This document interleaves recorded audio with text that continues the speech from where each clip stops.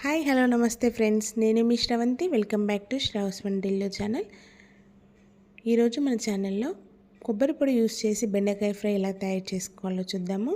ఇలా చేయడం వల్ల ఎప్పుడు తినని వాళ్ళు మరియు పిల్లలు కూడా చాలా ఇష్టంగా తింటారు. ముందుగా మన ఛానల్ చూస్తున్న వాళ్ళు please like the video, subscribe my channel. ఈ బెండకాయ కర్రీ అనేది చేయడం కూడా చాలా ఈజీ అండి. ఇది వేడి అన్నంలోకి వేసుకొని తింటే చాలా బాగా ఉంటుంది. ముందుగా ఈ రెసిపీ చేసుకోవడం కోసం నేను ఇక్కడ 300 గ్రాముల బెండకాయలు తీసుకొని శుభ్రంగా కడిగి ఇలా చిన్న ముక్కలుగా కట్ చేసి పక్కన పెట్టుకోవాలి.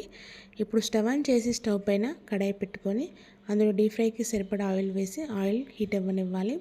ఆయిల్ హీట్ అయిన తర్వాత మనం ముందుగా కట్ చేసి పెట్టుకున్నటువంటి బెండకాయ ముక్కల్ని అందులో వేసి ఫ్రై చేసుకోవాలి. ఇక్కడ నేను మొత్తం ఒకేసారి కాకుండా సగం వేసి ఫ్రై చేస్తున్నాను. అలా వేయడం వల్ల అవి చాలా మంచిగా ఫ్రై అవుతాయి. అలా 5 నుండి 6 నిమిషాల పాటు మంటను మీడియం ఫ్లేమ్లో ఉంచేసి ఫ్రై చేసుకోవాలి. అవి గోల్డెన్ బ్రౌన్కి వచ్చినాక తీసేసి పక్కన పెట్టేసుకోండి. అలాగే మిగిలిన బెండకాయ ముక్కల్ని కూడా ఈ విధంగానే ఫ్రై చేసుకోవాలి. బెండకాయ ముక్కలను ఆయిల్లో వేసేసి 5 నుండి 6 నిమిషాల పాటు ఫ్రై చేసుకోవాలి. అలా ఫ్రై అయినటువంటి బెండకాయలని తీసేసి పక్కన వేసి ప్లేట్లో పెట్టుకోండి. ఇప్పుడు ఇక్కడ మసాలా కోసం నేను ఒక మిక్సీ గిన్నె తీసుకొని అందులో కట్ చేసి పెట్టుకున్నటువంటి ఎండు కొబ్బరి ముక్కలు, అలాగే కొద్దిగా వెల్లుల్లి, 1 స్పూన్ జీలకర్ర, 1/2 స్పూన్ సాల్ట్ మరియు 1 స్పూన్ కారం పొడి వేసుకొని వాటర్ వేయకుండా పొడిగా మిక్సీ చేసి పక్కన పెట్టేసుకోండి ఈ మసాలాను మొత్తం. ఇప్పుడు స్టవ్ ఆన్ చేసి స్టవ్ పైన కడాయి పెట్టుకొని అందులో 1 స్పూన్ ఆయిల్ వేసుకోవాలి. అందులో పోపు దినుసులు, ఆవాలు, జీలకర్ర కూడా వేసుకొని ఫ్రై అవ్వనివ్వాలి. ఇందులో పల్లీలు వేసుకోవాలి. ఇప్పుడు పల్లీలు అనేది మీ ఆప్షనల్ అండి. పల్లీలను లో ఫ్లేమ్లో ఉంచేసి ఫ్రై చేసుకోండి. ఇప్పుడు మనం ముందుగానే కట్ చేసి పెట్టుకున్నటువంటి 2 పచ్చిమిర్చి ముక్కలు, అలాగే ఒక గుప్పెడంత కరివేపాకు కూడా వేసుకోండి. అందులో ఇప్పుడు కొద్దిగా పసుపు కూడా యాడ్ చేసుకోండి.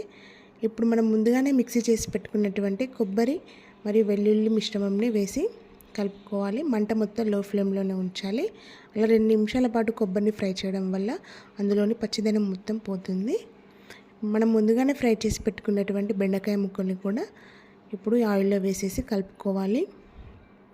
అలా 2 నిమిషాల పాటు ఫ్రై చేస్తూ ఉండాలి. మంట మొత్తం లో ఫ్లేమ్లోనే ఉంచాలి. ఇప్పుడు అందులో ఒకసారి మీరు సాల్ట్ చెక్ చేసుకోండి. నాకైతే సరిపోయింది. అందులో ఇప్పుడు కొద్దిగా ధనియా పౌడర్ కూడా వేసేసి కలుపుకోండి. ఒక 2 నిమిషాల పాటు ఫ్రై చేసుకున్నామంటే రెడీ అయిపోతుంది మన బెండకాయ ఫ్రై. పైన నుండి కొద్దిగా కొత్తిమీర వేసుకొని స్టవ్ ఆఫ్ చేయడమే. దాన్ని తీసుకొని ఒక బౌల్లో వేసి సర్వ్ చేసుకోండి. ఇది వేడి అన్నంలోకి, చపాతీలోకి చాలా బాగుంటుంది మరియు 2 రోజుల పాటు నిల్వ కూడా ఉంటుందండి. మీకు కూడా ఈ రెసిపీ నచ్చినట్లయితే ప్లీజ్ లైక్ ద వీడియో. మరిన్ని వీడియోస్ కోసం మన ఛానల్ని సబ్స్క్రైబ్ చేసుకోండి. Thank you.